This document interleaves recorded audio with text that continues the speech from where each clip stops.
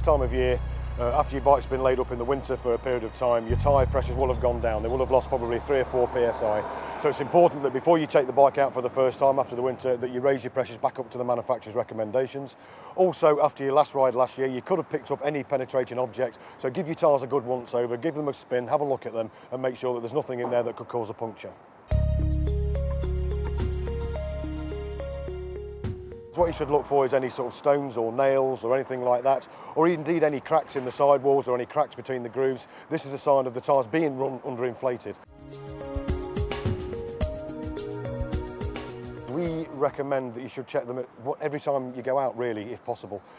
Invest in a quality tread depth gauge, and also invest in a good pressure gauge. Check them every time you go out. If this is inconvenient, check them at least once a week.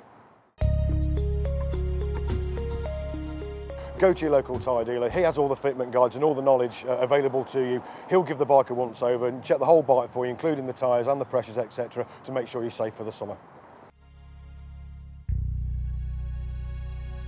Certainly over the winter period when the bike's stored, certainly if it's stored in a cold garage on a concrete floor, this can cause sort of flat spots on your tyres and make the tyres become brittle. So if they are stored on a concrete floor, make sure that every week you move the tyres round so that you keep going around the circumference of the tyre.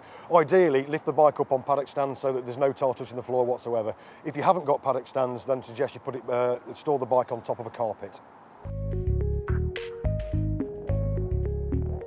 You know, you've got your 2 tyres on a motorcycle. It's unlike a car where you've got 4, you've got no protection, and the only grip you've got with the road is the 2 little contact patches you've got on your tyres. So it's important you make this grip available to you as best you can, and by keeping the tyres in tip-top condition and also having the pressures at the recommended pressures will keep you nice and safe for the summer.